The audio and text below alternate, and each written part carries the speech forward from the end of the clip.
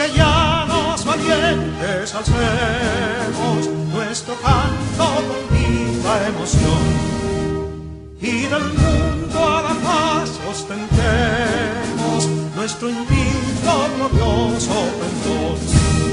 Salve el pueblo que intrépido y fuerte a la guerra a morir se lanzó, cuando el bélico reto de muerte sus cadenas de esclavos rompió.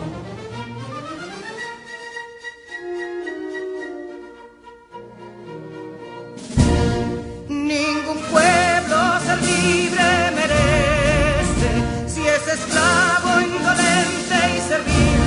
Si en su pecho la llama no crece, que templó el heroísmo viril, más que estrella la incógnita y brava, siempre altiva la frente alzará, que si fuere mil veces esclava, otras tantas ser libres habrá. Que si dolo y ardida expusieron de un intruso señor al desdén, las carreras Belén campos fueron, que cubiertos de gloria se ven, que en la cima del heroico baluarte de los libres el verbo encarnó, donde el genio de Sánchez y Duarte a ser libre o morir enseñó.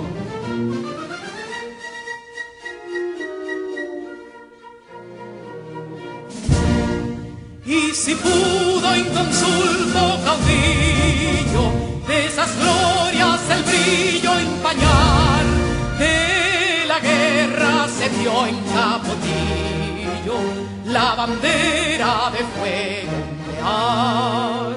Y el incendio que atónito deja de Castilla al soberbio león, de las playas gloriosas le aleja, donde flota el cruzado pendón. Compatriotas, mostremos erguida nuestra frente orgullosos de hoy más, que Quisqueya será destruida, pero sierva de nuevo jamás. Que santuario de amor cada pecho, donde la patria se siente vivir, y es su escudo invencible el derecho, y es su lema ser libre o morir.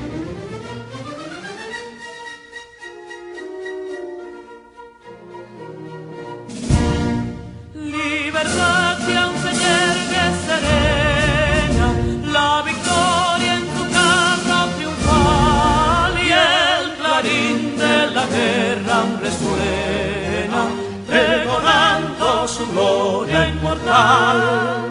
Libertad, que los ecos se agiten mientras llenos de noble ansiedad nuestros campos de gloria repiten.